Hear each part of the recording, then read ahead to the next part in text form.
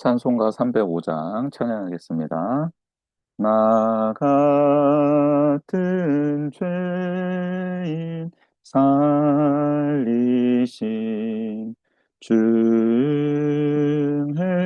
놀라워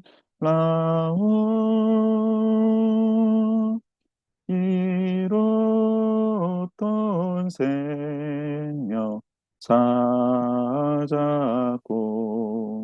광명으로 떴네.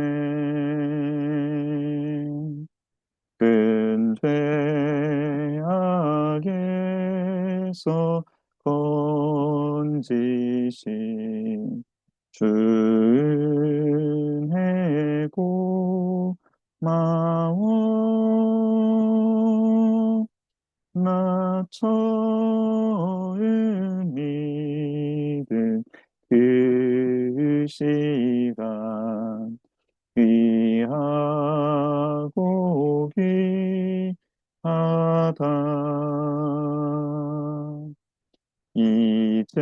이제껏 내가 산 것도 주님의 은혜라. 또 나를 잡은 양에 인도해 주시리. 거기서 우리 영원히 주님의 은혜로 배처럼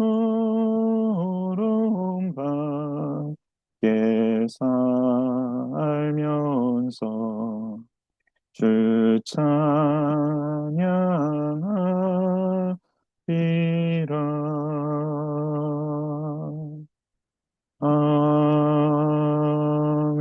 아멘. 기도하겠습니다. 하나님 감사합니다. 오늘 또 저희들에게 귀한 시간을 주시고 하나님의 말씀을 상고하고 하나님의 말씀 속에 담겨져 있는 하나님의 뜻, 마음을 알아갈 수 있는 시간 주시니 감사합니다. 우리는 하나님 앞에 온전히 설 수 없는 죄인들입니다. 그러나 우리를 다시 불러주시고 고백하는 자에게 용서를 구하는 자에게 은혜를 베풀어 주셔서 다시 살 길을 허락하시며 하나님의 나라를 세워갈 수 있는 하나님의 백성으로 다시 온전케 해주시니 감사를 드립니다. 그 은혜를 따라 살아가는 저희들, 그 은혜 가운데 존재하는 저희들입니다. 하나님, 이제 저희들이 하나님을 더 깊이 알아가고 그 사랑에 반응하며 그 하나님의 말씀 따라 이 세상을 아름답게 세워갈 수 있는 귀한 종들이 다 될 수 있도록 도와주시옵소서. 우리에게 맡겨주신 사명, 우리에게 맡겨주신 삶의 자리를 소중히 여기길 원합니다. 하나님이 동행하는 자리입니다. 하나님의 뜻이 이루어져야 될 자리입니다. 하나님 우리를 통해 하나님 영광 받아 주시옵시고 우리를 만나는 모든 사람들이 기쁨과 감격, 화해와 평화, 또 치유와 회복의 은혜를 누릴 수 있도록 주님 우리를 통해 역사하여 주시옵소서. 하나님께서 이 시간 주실 말씀 기대합니다. 진리의 하나님, 생명의 하나님, 우리를 온전케 하시는 하나님을 만나며 그렇게 하나님께 영광 올려드리는 귀한 시간 될 수 있도록 성령님 충만하게 임하여 주시옵소서. 모든 영광 하나님께 올려드리며 예수님의 이름으로 기도드립니다. 아멘. 네, 이 시간 우리 주신 하나님의 말씀 보도록 하겠습니다.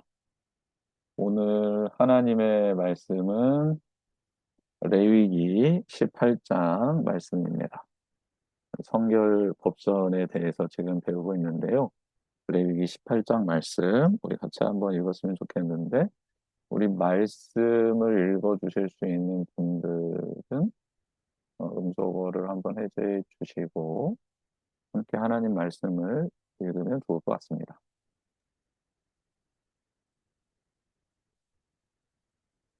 네, 하나님의 말씀. 네, 우리 신일경 집사님 가능하시고, 저랑 5절씩 그러면은 교독하도록 하겠습니다. 읽도록 할게요. 제가 5절 먼저 읽도록 하겠습니다. 여호와께서 모세에게 말씀하여 이르시되 너는 이스라엘 자손에게 말하여 이르라. 나는 여호와 너희의 하나님이니라. 너희는 너희가 거주하던 애굽 땅의 풍속을 따르지 말며 내가 너희를 인도할 가나안 땅의 풍속과 규례도 행하지 말고 너희는 내 법도를 따르며 내 규례를 지켜 그대로 행하라. 나는 너희의 하나님 여호와이니라. 너희는 내 규례와 법도를 지키라. 사람이 이를 행하면 그로 말미암아 살리라. 나는 여호와이니라. 각 사람은 자기의 살붙이를 가까이 하여 그의 하체를 범하지 말라. 나는 여호와이니라. 내 어머니의 하체는 곧 내 아버지의 하체이니 너는 범하지 말라. 그는 내 어머니인즉 너는 그의 하체를 범하지 말지니라. 너는 내 아버지의 아내의 하체를 범하지 말라. 이는 내 아버지의 하체니라. 너는 내 자매 곧 내 아버지의 딸이나 내 어머니의 딸이나 집에서나 다른 곳에서 출생하였음을 막론하고 그들의 하체를 범하지 말지니라. 내 소녀나 내 외소녀의 하체를 범하지 말라. 이는 내 하체니라. 내 아버지의 아내가 내 아버지에게 낳은 딸은 내 누이니 너는 그의 하체를 범하지 말지니라. 너는 내 고모의 하체를 범하지 말라. 그는 내 아버지의 살붙이니라. 너는 내 이모의 하체를 범하지 말라. 그는 내 어머니의 살붙이니라. 너는 내 아버지 형제의 아내를 가까이하여 그의 하체를 범하지 말라. 그는 내 숙모니라. 너는 내 며느리의 하체를 범하지 말라. 그는 내 아들의 아내이니 그의 하체를 범하지 말지니라. 너는 내 형제의 아내의 하체를 범하지 말라. 이는 내 형제의 하체니라. 너는 여인과 그 여인의 딸의 하체를 아울러 범하지 말며 또 그 여인의 손녀나 외손녀를 아울러 데려다가 그의 하체를 범하지 말라. 그들은 그의 살붙이이니 이는 악행이니라. 너는 아내가 생존할 동안에 그의 자매를 데려다가 그의 하체를 범하여 그로 질투하게 하지 말지니라. 너는 여인이 월경으로 불결한 동안에 그에게 가까이 하여 그의 하체를 범하지 말지니라. 너는 내 이웃의 아내와 동침하여 설정함으로 그 여자와 함께 자기를 더럽히지 말지니라. 너는 결단코 자녀를 몰렉에게 주어 불로 통과하게 함으로 내 하나님의 이름을 욕되게 하지 말라. 나는 여호와이니라. 너는 여자와 동침함 같이 남자와 동침하지 말라. 이는 가증한 일이니라. 너는 짐승과 교합하여 자기를 더럽히지 말며 여자는 짐승 앞에 서서 그것과 교접하지 말라. 이는 문란한 일이니라. 너희는 이 모든 일로 스스로 더럽히지 말라. 내가 너희 앞에서 쫓아내는 족속들이 이 모든 일로 말미암아 더러워졌고 그 땅도 더러워졌으므로 내가 그 악으로 말미암아 벌하고 그 땅도 스스로 그 주민을 토하여 내느니라. 그러므로 너희 곧 너희의 동족이나 혹은 너희 중에 거류하는 거류민이나 내 규례와 내 법도를 지키고 이런 가증한 일에 하나라도 행하지 말라. 너희 전에 있던 그 땅 주민이 이 모든 가증한 일을 행하였고 그 땅도 더러워졌느니라. 너희도 더럽히면 그 땅이 너희가 있기 전 주민을 토함같이 너희를 토할까 하노라. 이 가증한 모든 일을 행하는 자는 그 백성 중에서 끊어지리라. 그러므로 너희는 내 명령을 지키고 너희가 들어가기 전에 행하던 가증한 풍속을 하나라도 따름으로 스스로 더럽히지 말라. 나는 너희의 하나님 여호와이니라. 아멘. 네, 감사합니다. 이 시간 하나님의 말씀 이렇게 읽었습니다. 오늘 이 본문 어디에 속해 있는지 다시 한번 볼 필요성이 있겠죠? 속죄일이 16장에 있어요. 속죄일. 속죄일이 16장에 있습니다. 레위기 16장 한가운데죠. 한가운데 16장에 있는데 이 속죄일을 통해서 이스라엘 백성은 다시 태어나게 된다. 부지 중에 지었던 모든 죄까지를 하나님께서 한 번에 해결해 주시는, 용서해 주시는, 사죄의 은총을 베풀어 주시는 날이 속죄일이잖아요. 이 속죄일의 대제사장은 지성소에 들어가서 그 시은좌, 하나님의 은혜가 있는 그 자리, 하나님께서 은혜를 베풀어 주시는 그 자리에 제물의 피를 발라서 뿌려서 하나님께 그 영광을 올려드리고, 그리고 하나님께서 용서하심을 누리고 고백하며 그렇게 이제 지성소에서 시간을 보내고 이제 나오게 되는 거잖아요. 그러므로 이스라엘 백성은 이제 죄가 없이 하나님의 용서함 가운데 새로운 시작을 맛보게 되는 거죠. 이렇게 하나님의 은혜 안에 들어가서 회복이 되고 치유가 된 사람, 하나님의 은혜를 힘입은 사람, 하나님의 선택을 받은 사람은 어떻게 살아가야 되나? 라고 해서 17장부터 26장까지 성결법정, 하나님의 은혜를 경험한 사람들이 어떻게 하나님의 뜻 가운데 살아가야 되는지에 대해서 알려주는 말씀이 바로 레위기서다라고 말씀드렸습니다. 그러니까 레위기서를 볼 때 사람들은 5대 제사, 정결하고 거룩하고 하나님께 나아가는 법이 기록되어 있는 책이라고 이렇게 알고 있지만 그것은 50%만 아는 겁니다. 하나님께 나아가는 방법도 기록되어 있지만 하나님께 나아가 그의 은혜를 경험한 자, 하나님과 동행하는 복을 누리는 자의 삶은 어떠해야 되는가? 그들의 삶에 대해서도 나머지 반절이 기록되어져 있다. 즉, 하나님을 예배하고 사랑하는 것과 이웃을 사랑하며 하나님의 뜻대로 살아가는 것이 결단코 따로 떨어져 있는 것이 아니라 이 두 가지는 긴밀하게 연결되어 있다. 그래서 오늘은 그 18절, 18장, 19장, 20장의 내용, 이 내용을 이렇게 하나로 연결해서 이렇게 보면서 그 중에 18장의 위치를 좀 살펴보려고 합니다. 18장은 가증한 풍속을 따르지 말라 해가지고, 어, 성윤리에 대해서 이제 말씀을 해주고 있고, 20장은 그렇게 성윤리에 대해서 지키지 못했을 때 거기에 따른 벌을 어떻게 하나님께서 내리시는지에 대한 어, 징계, 징벌에 관련된 내용이 20장에 기록되어 있습니다. 그리고 18장과 20장 사이에 19장이 기록되어 있는데 그러면 우리는 어떻게 하나님 앞에서 거룩해야 될지 그 내용이 19장에 자리함으로써 18장의 내용, 그리고 19장에 하나님이 거룩히 살아가야 될 내용, 그리고 20장에서는 성윤리에 대해서 온전하지 못한 사람들이 받게 될 징벌로서 이렇게 하나님이 성결 규례, 성결 법전의 내용 중에 오늘 우리에게 주시고자 하시는 메시지가 있다라고 보시면 되겠습니다. 그래서 오늘 내용 한번 좀 이렇게 살펴보도록 할게요. 먼저는 전체적으로 이 18장과 연결되어 있는 장들, 그리고 그 안에서 18장이 어떤 위치를 차지하고 있는지 먼저 살펴보고, 그 다음에 18장에 있는 구체적인 내용들을 살펴보도록 하겠습니다. 그럼 우리 내용으로 한번 들어가 보겠습니다. 18장이 다루는 내용이 올바른 성윤리에 대한 것이에요. 그러니까 하나님께서는 우리가 정결하게, 성결하게 살아가는 부분 중에 가장 먼저 우리에게 알려주시고자 하시는 내용은 뭐냐면 이 성윤리에 관련된 거라는 거예요. 그러니까 하나님이 우리에게 남자와 여자로 우리를 만드시고 그리고 가정을 허락해 주셨잖아요. 그리고 그 안에 성윤리를 만들어 주셨어요. 그렇죠? 그런데 이 성윤리가 하나님의 백성으로서 살아가는 데 있어 가장 또 거룩해야 되고 정결해야 될 부분이다라고 하나님은 말씀해 주고 있는 겁니다. 17장에서는 하나님을 예배하는 것이 하나님을 중심에 모시고 살아가는 것이 거룩한 삶의 뿌리다라는 것을 17장에서 배웠잖아요.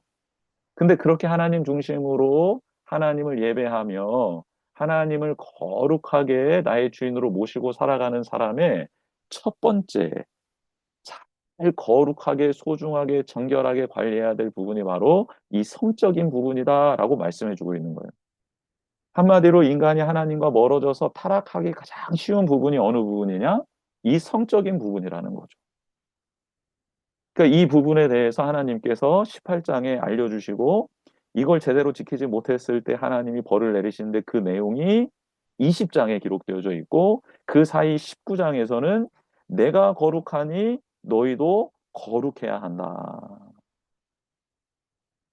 그리고 부모를 경외해야 된다. 안식일을 지켜야 된다. 그리고 헛된 것들에게 향하지 말고 신상을 보고 만들지 말아라. 라고 19장에서 하나님 안에 거룩하게 지낼 수 있는 방법을 알려주고 계시는 거예요. 그렇습니다. 하나님은 우리 인간이 타락하고 연약해질 수 있는 부분 중에 가장 먼저 언급해 주시는 부분이 바로 이 성적인 부분이다라는 것에 있어서 우리가 하나님께서 우리 인간의 가장 연약한 부분이 어떤 것인지를 말씀해 주시는 이 말씀 앞에 귀를 기울여야 될 필요가 있습니다. 그러면 한번 또 구체적으로 한번 나아가 봅시다. 레위기에서 올바른 성윤리에 대해서 말을 하고 있는데 이것은 단지 성윤리라기보다는 여호와 하나님을 섬기는 백성들의 구별된 거룩한 삶에 관한 말씀이다. 즉, 이스라엘 백성이 하나님의 백성입니다라고 하며 살아가는 그 삶 속에서 구별된 거룩한 삶을 살아가야 되는데 그 중에 한 가지 가장 먼저 나오는 척도가 이 성에 대한 윤리 의식, 하나님의 말씀대로 성을 아름답고 소중하게 다루는 삶의 모습이 거룩한 삶의 첫 번째 과제다라는 것입니다. 성결 법전에서 종교와 윤리, 종교와 세속은 구별되지 않고 하나로 통합되어 있다. 즉, 하나님을 사랑하는 것과 이웃을 사랑하는 것은 긴밀한 관계를 맺고 있다. 특별히 우리가 이웃을 사랑하며 공동체 생활을 하는 데 있어서 하나님이 거룩해야 될 첫 번째 덕목으로 성윤리에 대해서 말씀하신다라는 것을 우리가 반드시 기억해야 합니다. 18장의 첫머리에 있었던 5절, 이 5절은 18장에서 20장의 전체적인 머릿말이에요. 그러면 그 전체적인 머릿말 뭐였는지 한번 다시 한번 볼까요? 여호와께서 모세에게 말씀하여 이르시되 너는 이스라엘 자손에게 말하여 이르라 나는 여호와 너희의 하나님이니라. 즉 출애굽시켜 주신 구원해 주신 여호와 하나님의 말씀이니라. 즉 내가 너희에게 이 말씀을 주는 이유는 내가 너희를 구원하였고 내가 너희에게 은혜를 베풀어 주었으니 너희들을 거룩하게 하려는 말씀임을 잊지 말라라라는 것입니다. 즉 하나님이 우리를 구원해 주시고 사랑해 주셨잖아요. 그 사랑의 말씀으로 은혜의 말씀으로 이 말씀을 받고 그대로 살아갔으면 좋겠다라고 하나님이 말씀해 주시는 거예요. 내가 너희에게 이 말을 하는 것은 내가 너희를 거룩하게 했고 내가 너희를 구원했고 너희를 사랑하기 때문에 주는 말이야. 그러니 잘 새겨들어야 한다라는 뜻이죠. 3절 너희는 너희가 거주하던 애굽 땅의 풍속을 따르지 말며 내가 너희를 인도할 가나안 땅의 풍속과 규례도 행하지 말고 즉 애굽 땅에서 이스라엘 백성이 배웠던 문화는요. 정말 난잡한 문화였습니다. 성적 윤리가 극도로 붕괴되어 있었던 문화였습니다. 고고학을 연구하고 그리고 고대사를 연구하는 사람들은 가장 성적으로 문란했던 문화가 이집트 문화였다고 합니다. 그런데 그런 곳에서 430년을 지냈잖아요. 그러니 이스라엘 백성은 다 거기에서 태어나고 자란 사람들 아니겠습니까? 광야에서 태어나고 자란 사람들은 그 애굽의 문화에 익숙해져 있었던 부모님과 삼촌과 형들 사이에서 자라났으니 지금 그들의 뼛속 깊이 애굽 땅에서의 풍속이 남아있단 말이에요. 그래서 하나님의 거룩한 임재 앞에서도 금송아지를 만들고 그 앞에서 문란하게 그 우상 앞에서 제의적인 행동을 했던 게 바로 이스라엘 백성 아닙니까? 즉 하나님께서는 지금 경계하고 있는 거예요. 애굽 땅의 풍속을 따르지 말아라. 그리고 내가 너희를 인도할 그 가나안 땅의 풍속과 규례도 행하지 말아라. 가나안 땅도 난잡함의 끝판왕이었잖아요. 그래서 18장 24절에 보면 너희는 이 모든 일로 스스로 더럽히지 말라. 내가 너희 앞에서 쫓아내는 족속들이 이 모든 일로 말미암아 더러워졌다. 즉 하나님이 하지 말라는 이 성적 행위를 가나안 땅의 민족들은 다 하고 있었다라는 거예요. 모든 것을 빠지지 않고 다 하고 있었던 문란했던 민족, 그 민족이 가나안 땅의 족속들이었다라는 거죠. 4절 말씀 보면 너희는 그들의 풍속 그들의 규례를 따르지 말고 내 법도를 따르며 내 규례를 지켜 그대로 행하라. 나는 너희의 하나님 여호와이니라. 그래서 이스라엘 백성에게 하나님이 원하시는 말씀, 성윤리를 가르쳐 주시며 너희는 이렇게 살아야 된다라고 말씀하고 있는 거죠. 5절 너희는 내 규례와 법도를 지켜라. 사람이 이를 행하면 그로 말미암아 살리라. 나는 여호와이니라. 여호와는 찾아와 주셔서 언약을 맺으시고 지키시고 인도하시는 하나님을 나타낼 때 여호와라고 했잖아요. 즉 이스라엘 백성이 노예 생활을 하고 있을 때 그들에게 찾아가셔서 그들을 구원해 주시고 그들을 건져 주신 하나님께서 지금 이스라엘 백성에게 새로운 문화를 형성해 나아갈 것, 새로운 규례와 법도를 알려주심으로 인간이 타락해졌을 때 극도로 망가져지고 그게 무너지면 모든 것이 무너져 내려버리는 이 성윤리에 대해서 제일 먼저 말씀해 주고 있는 장면입니다. 가만 생각해 보면요. 그렇죠. 우리가 지켜야 될 것들이 참 많잖아요.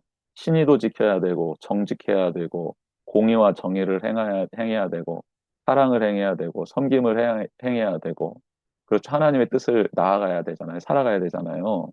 그런데 한번 생각해 보세요. 만약에 나의 성적 윤리가 무너져 버렸다라고 하면 그 하나님께서 지키라고 한 그 아름다운 규례들 있잖아요.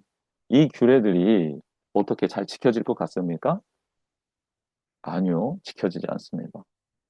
가장 은밀한 일, 그렇죠? 남자와 여자가 함께하는 이 성관계, 이것에서부터 하나님의 거룩함이 망가져 버렸으면 가장 은밀하고 아무도 모르고 나만 알 수 있는 그 부분이 하나님의 뜻 따라 지켜지지 않고 망가져 버렸다고 하면 눈에 보이고 마땅히 행해야 될 일들은 순식간에 무너질 수밖에 없는 것입니다.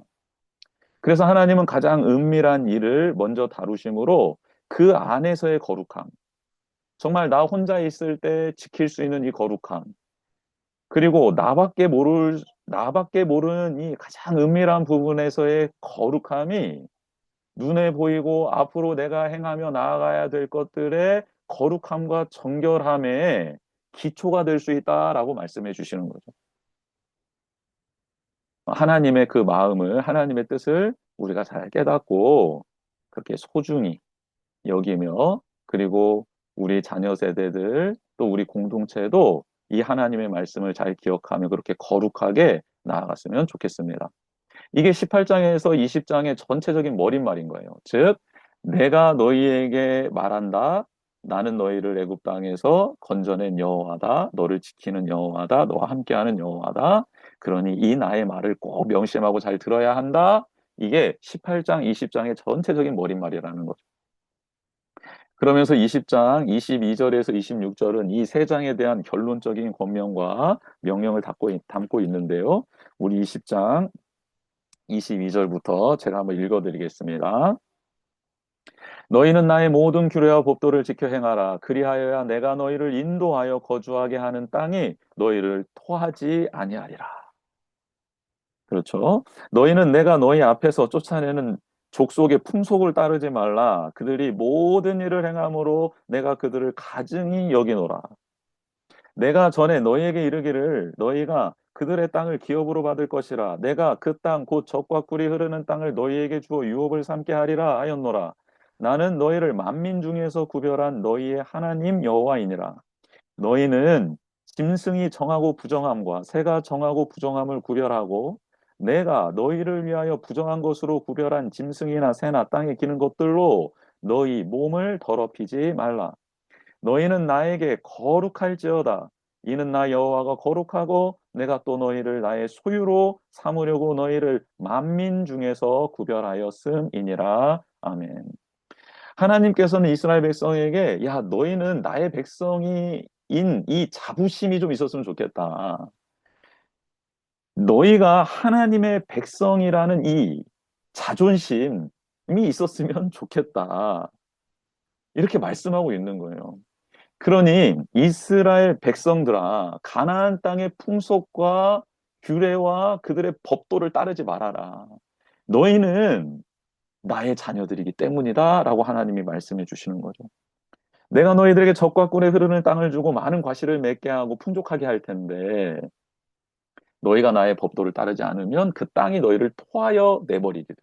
즉 하나님이 그 땅에서 문란하게 생활하고 있었던 가나안 민족을 멸하셨던 것처럼 이스라엘 백성도 하나님의 규례를 따르지 않으면 그 땅이 그들을 토하여 내겠다라는 말씀을 해주시는 장면입니다. 즉 우리는 이제 하나님의 사람입니다. 하나님이 말씀하신 대로 하나님의 뜻을 따라 그렇게 살아가야 될 하나님의 거룩한 소유된 백성임을 잊지 않았으면 좋겠습니다. 그런 면에서 우리가 가장 은밀한 부분, 이 성적인 부분도 하나님의 말씀 따라 거룩해야 된다는 것이죠. 할렐루야. 얼마나 하나님께서 우리를 사랑하시는지, 그리고 우리가 어느 부분에서 무너지면 이제 걷잡을 수 없이 삶이 피폐해지는지를 우리에게 지금 알려주시며 말씀해주고 있는 장면입니다. 18장과 20장은 거류민도 따라야 하는 규례임을 명시하십니다. 즉 이스라엘 백성만 이런 성적 윤리를 가지고 살아가야 되는 것이 아니라 혹 그 땅에서 돌이켜 하나님의 어, 장중 안으로 들어오고 하나님을 예배하는 거류민들이 있다고 하면 그들 또한 이 명령 반드시 따라야 된다는 거죠. 19장에는 그러한 규정이 없어서 오직 이스라엘 자손을 향한 명령이라고 볼 수 있어요. 19장은 하나님 여호와께서 거룩하니 우리도 거룩하라라는 명령이잖아요.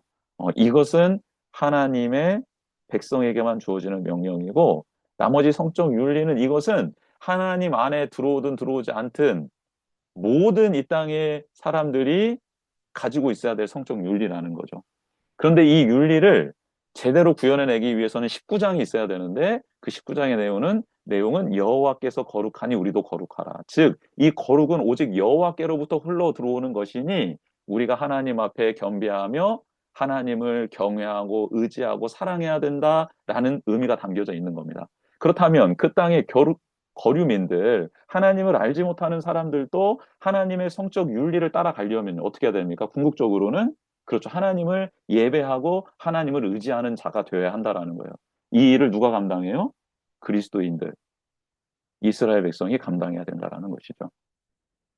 자, 넘어가겠습니다. 18장에서 20장은 세계관을 다루고 있는 장면이에요. 어떤 세계관인가 봤더니 이집트와 가나안 풍속과 규례, 그들의 세계관을 따를 것인가 아니면 하나님의 규례와 법도 하나님이 보이신 세계관을 따를 것인가. 즉, 이스라엘 백성은 이 질문에 답하는 삶을 살아야 했다라는 거예요. 너 누구의 법과 규례를 따를 거야? 라는 거에 대한 답을 하는 삶을 살아야 된다. 그렇죠? 그러니까 하나님의 규례와 법도는요, 그냥 주어진 게 아니에요. 그대로 살아가야 될 거룩한 하나님의 명령이었다라는 것이죠. 18장에서 20장 전체가 이스라엘이 따르지 말아야 될 세상 풍속이 무엇인지, 그리고 그에 비해 하나님이 명하신 규례와 법도를 따르는 삶이 무엇인지를 극명하게 대조시켜서 보여주고 있습니다. 즉, 회색지대가 없어요. 흑 아니면 백이에요. 그러니까 하나님은 너무 분명해요. 너희들이 하나님의 말씀을 따라 성윤리적인 삶, 거룩한 삶을 살 거냐? 아니면 세상의 풍속을 따라 물러난 삶을 살며 하나님을 떠나서 살 거냐? 너무 분명하다라는 거예요. 이쪽 다리 저쪽 다리 걸쳐서는 살 수 없는 것이 바로 하나님 백성의 삶이다라고 일러주시는 겁니다. 쫓지 말아야 될 세상 법도를 소개하는 것이 18장과 20장이라면 쫓아야 할 하나님의 법도와 규례를 소개하는 것이 19장이고 조금 더 멀리 떨어져 있는 장으로는 25장입니다. 즉 이렇게 하나님의 뜻을 따라가는 자에게 주시는 복, 하나님의 뜻을 외면하며 살아가는 자들이 받는 저주에 대해서 26장에서 집중적으로 말씀하고 있죠. 그에 따른 복과 저주를 기록하고 있는 장이 바로 26장이다. 입니다. 네, 따르지 말아야 될 풍속을 지닌 존재로 이집트와 가나안인이 언급되는데요. 금지된 성관계에 대해서는 18장, 20장에서 거론되고 있고 18장은 이러한 관계가 가족을 깨트리는 행동이라는 관점에서 서술하는 반면 20장은 이러한 행동에 상응하는 처벌의 관점에서 서술한다. 그러니까 18장과 20장은 긴밀하게 연결되어 있어요. 금지된 성관계의 내용이 18장, 그렇게 했을 때 벌이 20장, 그리고 19장은 그렇게 살지 않고 하나님의 뜻대로 살아가는 거룩함에 대해서 19장에서 다루고 있는 거죠. 자, 18장이 가족에서부터 시작하여 가족 아닌 관계에서 일어나는 금지된 성관계를 차례차례 다루고 있는데 처벌의 관점에서 서술한 20장은 죄의 정도에 따라 처벌의 강도에 따라 본문이 구성되어져 있습니다. 바로 죽음에 처하게 되는 것은 근친, 근친의 성관계, 그리고 남자들이 하는 동성 성행위, 그리고 어머니와 딸을 같이 범하고 사는 자들, 그리고 수간, 짐승과 성교를 하는 이들은 죽음입니다. 바로 죽음. 그리고 공동체로부터 끊어지는 행위들은 무엇인지, 또 자식이 없게 되는 것은 무엇인지에 대해서 나눠주고 있습니다. 자, 18장에서 20장 이면에는 흐르고 있는 사회적인 그 문화가 있어요. 그게 뭐냐면 가부장제 사회라는 거예요. 그러니까 가부장제 안에서 이 말씀이 기록되어져 있다라는 것을 우리가 좀 인식하면서 말씀을 볼 필요성이 있겠습니다. 그래서 여성들은 모두 그 집안의 가장인 남자의 보호가 필요하고 그 남자와 함께 있거나 그 남자가 접근하는 것이 자연스러워 보일 수 있어요. 그래서 이 성관계, 하나님이 금하시는 이 성관계의 주체는 남성으로 기록되어져 있습니다. 여성들이 주체로 기록되어져 있는 것은 여성의 수간에 관련된 내용 외에는 없습니다. 이게 좀 독특한 부분이에요. 그래서 이건 가부장제 사회 안에서의 남자들이 주도적으로 이런 성관계를 맺을 수 있음을 전제하에서 기록된 말씀이라 볼 수 있겠죠.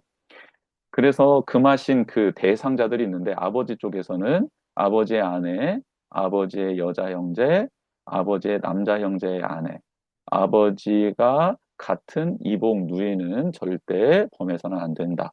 또 어머니 쪽 형제 중에서는 어머니, 그리고 어머니의 여자 형제, 어머니가 같은 의붓 누이는 범해서는 안 된다. 형제 중에서는 남자 형제의 아내, 그리고 자매, 범해서는 안 된다. 본인에 관련돼서는 아내의 여자 형제, 아내의 어머니, 아내의 딸, 아내의 손녀와 외손녀 범해서는 안 된다. 자녀 중에서는 아들의 아내, 아들의 딸, 딸의 딸은 범해서는 안 된다라고 남성 중심에서의 그 많은 성관계의 대상을 말씀해주고 있다라는 거죠. 친족들 사이의 성관계를 금지한 이 규정들이 모두 남성을 향해 명령되었다라는 점을 주목해야 한다라는 것입니다. 왜냐하면 전제 조건이 가부장제 사회였기 때문이죠. 가부장적 사회 내에서 가정을 지키고 보호할 1차 책임은 남성에게 있고 남성의 권한이 막강하다 보니까 이런 하나님이 원치 않는 금하시는 성관계를 할 수 있는 확률이 남성에게 정말로 높게 있었다라는 것이죠. 그런 부분에서 이런 하나님의 말씀이 기록되었다라는 거예요. 이들을 향해 가족 내 관계를 금지한 레위기 본문은 그래서 근본적으로 하나님이 남성 중심의 사회였던 가부장제 사회였던 남성들에게 주시는 메시지가 있었다라는 거예요. 그게 무슨 메시지입니까? 여성을 바라볼 때 성적 대상으로 볼 것이 아니라 관계로 볼 것을 촉구하시네. 인격적인 존재로 바라봐야 된다라는 것을 당시 이스라엘 백성에게 하나님이 이 말씀을 통해 주시고자 하시는 메시지였다라는 거예요. 놀랍습니다. 놀라워요.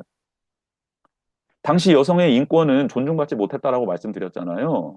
그런데 그때 하나님은 가부장제 사회에서 남성들에게 야, 너희들 여성을 성적 대상으로 보면 진짜 혼나. 그렇게 살면 안 돼. 인격적인 존재로 바라봐야 돼. 알았지? 소중히 여겨야 돼. 그리고 절대 내가 여성들과 이렇게 금지된 성관계를 말해줄 텐데 이걸 범하면 너희는 죽임을 당할 수 있어. 라고 하나님이 강력하게 경고하고 계시는 장면입니다. 정말 하나님이 남자와 여자를 창조하신 분 맞고 제일 처음으로 가정 공동체를 만들어 주신 분이라는 사실이 여기서 극명하게 나타나고 있죠. 이 말씀을 통해 하나님이 얼마나 우리를 사랑하고 계시는지, 가정을 소중히 여기시는지, 남자와 여자의 관계를 얼마나 아름답게 보고 계시는지, 그 안에서 일어나는 성관계를 얼마나 소중히 여기시는지를 우리는 이 말씀을 통해 알게 되는 것입니다. 우리 자녀들에게도 이것을 알려줘야 되는 거죠. 하나님이 얼마나 너를 소중히 만들었는지, 그리고 나중에 결혼하게 될 그 배우자를 얼마나 소중하게 여기고 계시는지에 대해서 알려주고, 하나님께서는 남자와 여자를 동등하게, 그리고 서로 존중하고 사랑하는 관계로 세워주셨다라는 것, 그리고 서로 인격적으로 대우해야 된다라는 것을 꼭 알려줄 필요성이 있습니다. 요즘에 뭐 이대남 이대녀 해서 뭐 갈라치는 거, 서로 혐오하는 거, 막 이런 걸 부추기고 조장하는 정치인들도 있고 그런 집단들도 있다라는 뉴스들을 보게 되었는데요. 그 하나님이 원하시는 모습이 아니죠. 서로를 존중히 여기고 인격적으로 대우해야 될, 서로 사랑하고 섬겨야 될 대상이라는 것. 하나님이 몇 년 전, 몇 천 년 전에 고대 사회 때 이런 말씀을 하셨다라는 게 정말 하나님이 우리를 창조하신 게 맞고, 그리고 하나님이 우리를 하나님의 형상 따라 만드시고 어떻게 살아가야 될지 그 방법을 알려주셨다라는 것 너무너무 감사할 일입니다. 놀라운 일이죠. 그런데요, 우리가 한 가지 좀 짚고 넘어가야 될 부분이 있습니다. 놀랄 만한 점이 한 가지 있어요. 성경을 읽다 보면 오늘 레위기 18장에서 언급된 이 금지된 성관계들 있잖아요. 이 관계들이 족장들이나 다윗 가문을 통해서 거의 모두 일어났다라는 점이에요. 참 아이러니하면서도 어, 좀 섬뜩한 장면들이죠. 특히 다윗 가문에 의해 저질러진 일들은 참담하기까지 합니다.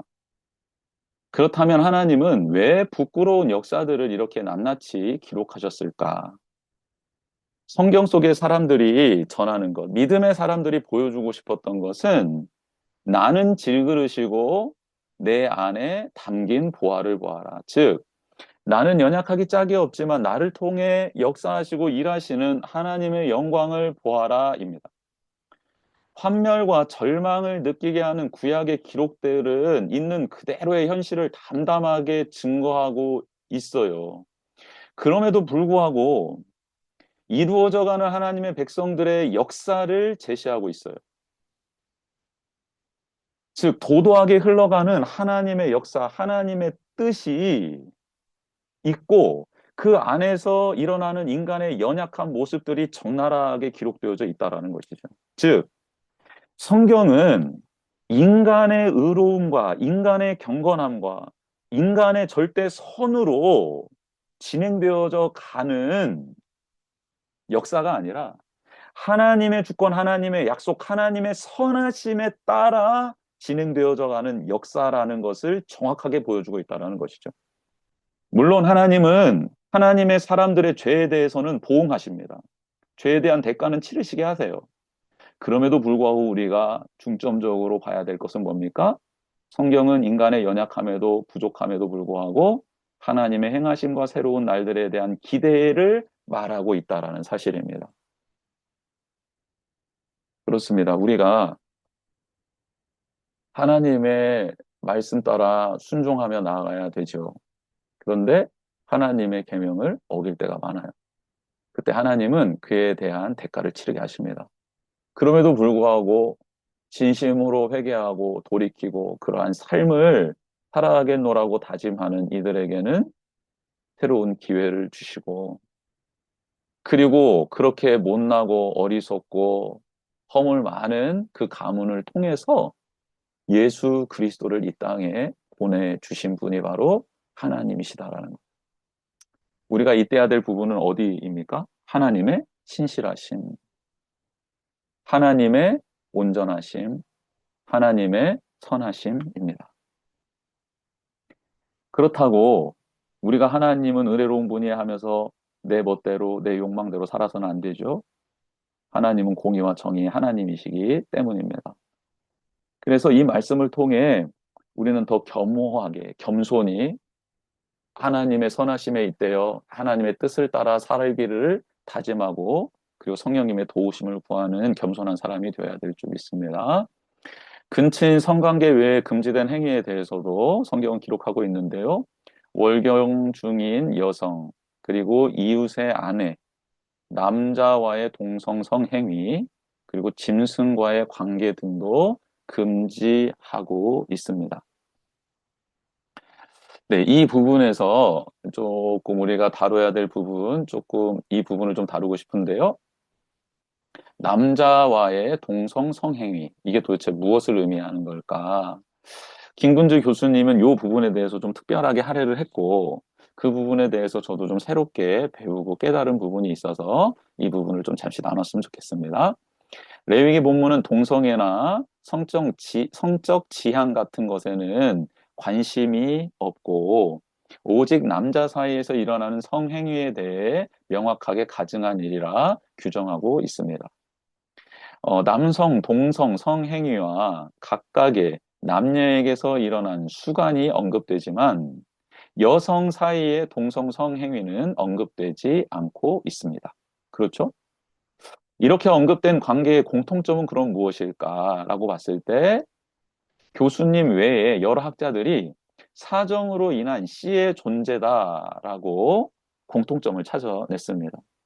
그런 점에서 레위기의 규정은 자손과 연관된 가부장적 질서를 근본 전제로 삼고 있음을 확인할 수 있다. 즉, 그 관계 안에서 사정이 일어나고 있느냐라고 이 관점에서 관계들을 다루고 있다라는 것이죠. 여성 동성 성행위에 대해 아무런 언급이 없는 것은 그들의 관계 안에서는 씨가 없는 관계이거나 사정하지 않는 관계 때문이다라고 보는 학자들도 있고 대부분의 학자들은 당시 여성들이 동성 간의 성행위를 할 수 있다라는 생각 자체를 안 했기 때문이다라고 대부분의 학자들이 이렇게 보고 있습니다. 그러니까 당시 여성들은 동성끼리 성행위를 한다라는 생각 자체를 하지 않고 있었고 그런 문화 자체가 아니었다라는 이 관점을 조금 더 크게 보더라는 것이죠. 그러면 남성 동성 행위에 대한 구약의 언급들 어떤 부분에서 남성 동성 성행위에 대해서 구약의 말씀들은 언급을 하고 있었나 봤더니 이러한 행동이 특이하게도 모두 나그네에 대한 배척, 폭넓게 말하면 외국인에 대한 증오의 맥락에서 자행되었다라는 거예요.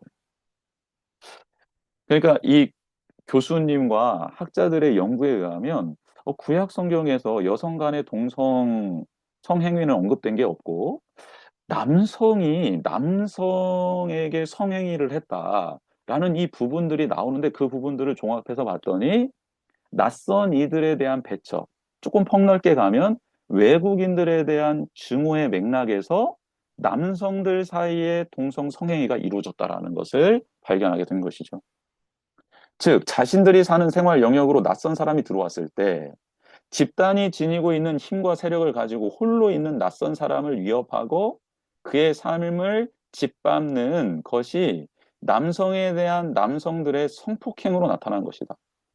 그러니까 그 남성을 내가 낯선 사람, 낯선 남성을 가장 극혐하는 행동이 뭐였냐면 그를 성폭행하는 게 그를 가장 혐오하는 최고의 단계의 폭력이었다라는 거예요. 그럼 이런 면에서, 이런 관점에서 봤을 때 소돔과 고모라 사건의 본질 역시 동성애가 아니라 그러니까 서로 동성에게 끌려서 사랑하는 그런 동성애가 아니라 힘과 부를 가진 다수가 힘없는 떠돌이 나그네에 대한 폭력으로서의 성폭행으로 볼 수 있다. 극혐의 끝판왕인 성폭행으로 볼 수 있다라고 이렇게 해석을 하고 있었습니다. 구약 본문이 지닌 남성 성관계에 대한 기본적 사고는 이러한 성행위를 가난한 이웃을 짓밟고 낯선 자를 배척하고 적대하는 이들의 극에 달한 탐욕스러움으로 가시화하고 있었다라고 보는 관점이라는 거예요. 즉, 이렇게 보는 관점이 있다라는 것이죠. 이걸 한번 생각해 두시고요. 그러면 이거 외에, 이렇게 해석하는 거 외에 극심한 탐욕적인 성폭행으로서의 폭력적인 부분을 해석하는 거 말고 신명기 23장 17절에 우리 요즘에 신명기 지금 보고 있는데 그렇죠? 23장 17절에는 이스라엘 가운데 창기와 남창이 없어야 함을 규정하고 있거든요. 그러면 요 본문은 어떻게 해석해야 되나? 이게 이제 남는 거죠. 이는 특정한 제의적 목적을 위해 구별되어 신전에서 존재하는 성전 공창을 가리키는 말이다라는 거예요. 그러니까 그러니까 우상을 섬기는 신전에서 문란한 성행위를 통해 신들을 기쁘게 해서 그 우리가 섬기는 신들도 성관계를 통해 우리에게 복을 주고 풍성한 열매를 준다라는 이 말도 안 되는 논리로 제의적인 행사를 하고 있는 우상을 섬기는 사람들이 있잖아요. 그 신전에, 그 성전에 공창들이 있다라는 거죠. 그 중에 남창, 남자들끼리의 성행위가 있었다라는 거예요. 즉, 공성성 관계가 문제가 되는 것이 어떻게 성경에는 기록되어 있냐면 제의적 매음 행위로 기록되어져 있다라는 겁니다. 그렇다면 우리가 이렇게 우상에게 섬기는 자들의 제의적인 형태에서 남성들 간의 성관계가 있었다라고 봤을 때 이게 하나님이 가증히 여기는 일이잖아요. 근데 이게 그 공간에서 자행되는 것도 하나님이 따라하지도 말고 행동하지도 말라고 하셨음에도 불구하고 그게 그 우상을 섬기는 성전 밖에 나와서 일상에서 자행된다면 어떻게 될까요? 이 또한 하나님이 죄라고 말씀하시며 심판하시는 것이 되겠죠. 어. 이것은 이제 현대적인 적용인 것입니다. 그렇죠? 하나님이 싫어하는 행위, 그게 제의적인 행동이어서 그걸 하나님이 싫어하면서 남창을 없애야 한다라고 말씀을 해 놓으셨는데 그런 행위를 나의 유익으로, 쾌락으로 밖으로 가져 나와서 행하고 있으면 이건 범죄적인 행위, 하나님이 싫어하는 행위가 될 수 있는 거죠. 그렇죠? 이건 현대적인 적용입니다. 근데 구약 성경에서 말하고 있는 남성들 간의 동성 성행위는 아까 말씀드린 것처럼 그를 극도로 혐오하는 폭력으로서의 가장 끝에 있었던 행위가 바로 동성 간의 성폭행이었다라는 관점으로 김근주 교수님은 풀어내고 있었던 것입니다. 그래서 이 부분을 우리가 한번 좀 생각해보고 넘어가면 좋겠다라고 말씀을 드립니다. 그리고 몰렉 숭배가 이제 나오는데요. 몰렉 숭배, 몰렉 숭배. 몰렉에게 지나가게 하라라는 것은 실질적으로 몰렉에게 바치다, 몰렉에게 넘기다인데요. 몰렉 숭배는 이스라엘이 누구를 주님으로 여기고 누구를 왕으로 여기는지를 드러낸다라고 할 수 있습니다. 그래서 몰렉에게 바쳤다, 몰렉에게 지나게 했다, 몰렉에게 인신 제사를 드렸다라는 것은 몰렉을 나의 주인으로 섬깁니다라는 뜻이었다고 합니다. 나 그 몰렉을 왕으로 섬기겠습니다라는 뜻이었다고 해요. 사실 이스라엘의 마음을 빼앗은 또 다른 이름인 바알 역시 주인을 뜻한다라는 점에서 하나님이 허락하신 가나안 땅에서 이루어질 이스라엘의 삶은 여호와가 주인이요 왕인지 아니면 풍요를 약속하는 가나안 우상들이 왕인지에 대한 끊임없는 선택이었고 고백이었다라고 볼 수 있겠죠. 정리를 한번 해보겠습니다. 18장과 20장은 모두 근친 성관계, 남성 동성 성행위, 수간, 몰렉 숭배를 공통으로 소개합니다. 남성 동성 성행위와 수간, 몰렉, 숭배가 나란히 놓인 까닭은 아마도 세 종류 모두 씨를 주는 것과 연결되었기 때문이다라고 보는 거죠. 문란한 성행위를 가리키는 사항들과 몰렉 숭배가 나란히 놓였다라는 것은 욕망에 대한 지극한 추구, 곧 욕망 숭배라고 할 수 있다. 그러니까 하나님께서는 우리에게 본질적인 질문을 하는 거예요. 야, 너희들 왜 그런 행위하는 것 같아? 야, 니네 알고 보면 너희들의 욕망 숭배하는 거야. 욕망 때문에 다 그렇게 하는 거야 라고 알려주시는 거예요. 이런 점에서 수가는 욕망 성취를 위해서라면 뭐든지 한다라는 절정을 보여주고 있죠. 짐승과 성관계를 하는 거니까요. 자기 욕망의 성취를 위해서 근친이라 할지라도 그리고 동물이라 할지라도 범하고 여자가 아닌 남자를 향해서도 참지 않고 욕망을 발산하고 자신의 욕망을 채워준다면 몰렉에게 자식까지도 불태워서 바쳐버리는 이들 모두는 욕망이 신이 된 자들이 되다. 자들로 봐야 된다라는 것이죠. 하나님이 이 욕망을 다스려야 한다. 그리고 욕망과 탐심을 십자가에 못 박아야 된다라고 우리에게 알려주시는 거죠. 이스라엘은 여호와를 주요 왕으로 고백하는 이들이죠. 그렇게 선택을 받았잖아요. 그러면 여호와의 주되심은 무엇으로 드러나나? 그가 왕되심은 무엇으로 드러나는가? 봤더니 여호와의 하나님 되심, 주되심은 그분이 명한 규례와 가르친 법도를 통해 드러난다라는 겁니다. 그래서 예수님이 이와 관련해서 하신 말씀은 참으로 타당한데요. 우리 같이 한번 말씀 한번 읽어볼까요? 마태복음 7장 21절 같이 읽어봅시다. 시작. 나더러 주여 주여 하는 자마다 다 천국에 들어갈 것이 아니요 다만 하늘에 계신 내 아버지의 뜻대로 행하는 자라야 들어가리라. 요한복음 14장 21절도 읽어볼까요? 나의 계명을 지키는 자라야 나를 사랑하는 자니 나를 사랑하는 자는 내 아버지께 사랑을 받을 것이요 나도 그를 사랑하여 그에게 나를 나타내리라. 아멘. 네, 우리 하나님의 왕되심, 하나님의 주되심은 하나님의 말씀을 소중히 기억하고 그리고 나의 가장 은밀한 부분의 정결함, 거룩함을 말씀하시는 그 하나님 앞에 네, 그렇게 하겠습니다. 라고 고백하는 것. 그리고 순종하며 감사하는 것부터 시작이다라는 것입니다. 오늘 말씀을 통해 깨달은 부분 가지고 함께 기도하고 교회와 가족과 나라를 위해서도 함께 기도하는 시간 갖도록 하겠습니다.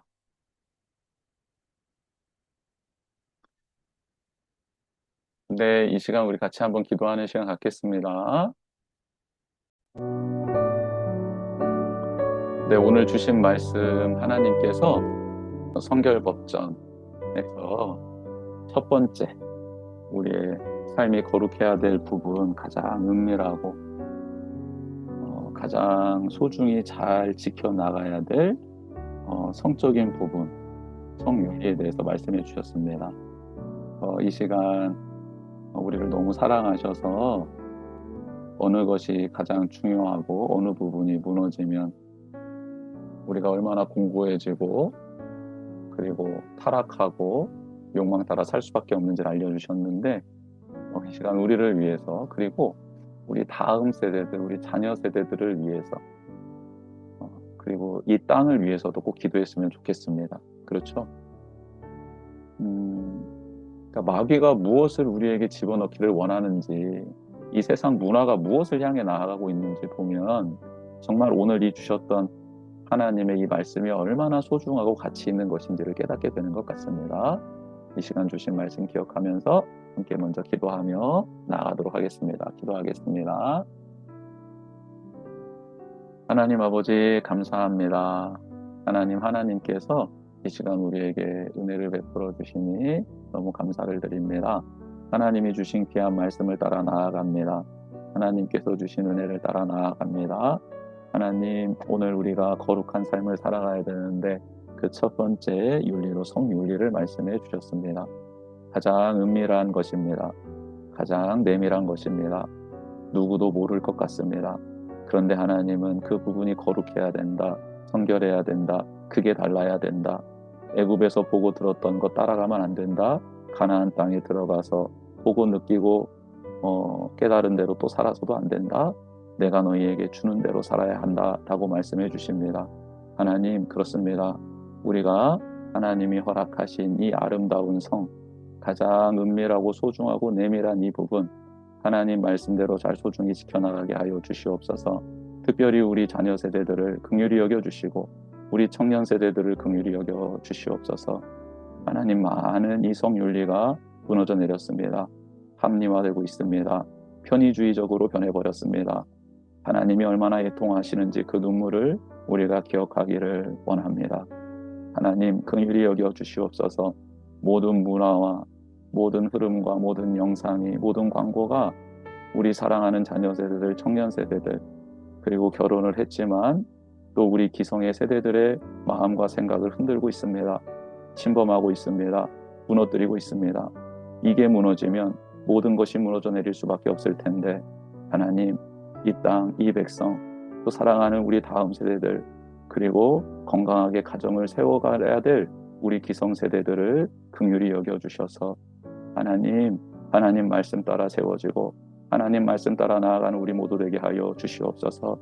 주여 주여 하는 자들마다 천국에 들어가는 것이 아닙니다. 아버지의 뜻대로 행하는 자라야 천국에 들어갈 수 있습니다. 이 주님의 말씀이 오늘 하나님의 간절한 마음과 맞닿아 있습니다. 주님, 우리에게 이 진리, 이 사랑, 이 귀한 말씀이 아로새겨지게 하여 주시옵소서. 혼자 있을 때에도, 은밀한 때에도, 아무도 못 보는 자리일지라도 하나님의 이 말씀이 빛이 되고 등이 되게 하시고 이 조국을 비추시고 우리를 비추시고 우리 다음 세대를 비춰주셔서 하나님, 성결법전에 나와 있는 거룩한 뜻, 하나님이 거룩하니 우리도 거룩하라는 이 거룩한 진리 가운데 하나님 나라 세워가는데 부족함이 없는 우리 모두가 되게 하여 주시옵소서. 하나님 사랑합니다. 높여드립니다. 아멘. 함께하여 주시옵소서. 이 시간 한 번 더 기도하겠습니다. 우리 교회와 나라와 우리 가족들을 위해서 기도하겠습니다. 하나님이 세워주신 교회, 하나님 영혼을 낳고 사람을 낳는 교회 되게 하시고 이 세상에 샬롬을 선포하는 교회 되게 하여 주시옵소서. 하나님, 우리나라 이민족 긍휼히 여겨주셔서 하나님 온전히 세워져 나아가고 무너졌던 모든 곳이 수축될 수 있도록 하나님이 세우신 이들을 통해 백성들을 통해 하나님이 나라 다시 하나님 뜻 이루어드리는 제사장 사명 감당하는 나라 되게 하여 주십시오. 우리 가족들을 위해 기도하겠습니다. 하나님께서 우리 가족들을 지켜주셔서 하나님의 뜻을 따라 세워져 나아가고 하나님의 영광을 드러내는 거룩한 백성 되게 해달라고 우리 같이 교회와 나라와 가족 위에 가정 위에 기도하겠습니다. 하나님 감사합니다. 하나님 사랑합니다. 우리 교회를 세워주셨습니다. 교회의 머리 되신 하나님 주님의 뜻을 따라 나아가기를 원합니다. 주님의 말씀이 우리의 삶에 아로새겨지게 하시고 그 뜻을 따라갈 수 있는 성령의 기름 부으심이 충만한 우리 교회가 되게 하여 주시옵소서. 하나님이 이루시고자 하신 뜻이 있어 세워주셨는데 그 뜻을 이행하며 이루며 나아가기를 원합니다.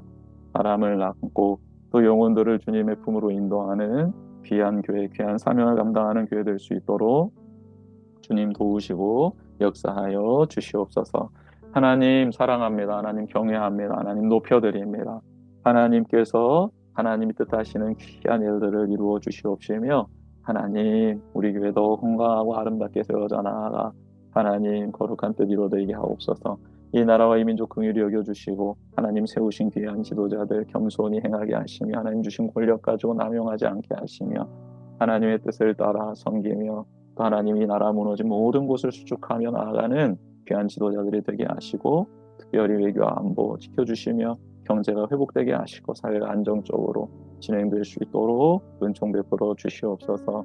하나님 우리의 가족들, 부모님들, 형제들, 사랑하는 자녀손들, 배우자들 주여 은혜를 베풀어 주셔서 하나님께서 우리의 가족들 연약한 부분 아십니다. 만져주십시오. 회복시켜 주십시오. 치유해 주십시오. 주님의 뜻을 따라 나아간 데 부족함 없게 하시고 하나님이 세우시는 믿음의 가문 되게 하시고 기업되게 하여 주옵소서.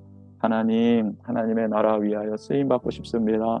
하나님 온전케 하옵소서. 거룩하게 하옵소서. 하나님의 뜻을 따라 나아가는 복 있는 주의 백성들 되게 하여 주옵소서. 하나님께서 함께하여 주실 것을 믿습니다. 주여 은혜 베풀어 주시옵소서. 아멘. 하나님 아버지 감사합니다. 하나님 오늘 귀한 주신 말씀 마음에 새기고 삶에 적용합니다. 또 우리 교회, 나라, 우리 가정을 주님 손에 올려드립니다. 붙드시고 온전케 하여 주옵소서. 예수 그리스도의 이름으로 축복하며 기도드립니다. 아멘. 아멘. 네, 동부를 마쳤고 우리 잠시 나누는 시간 갖도록 하겠습니다.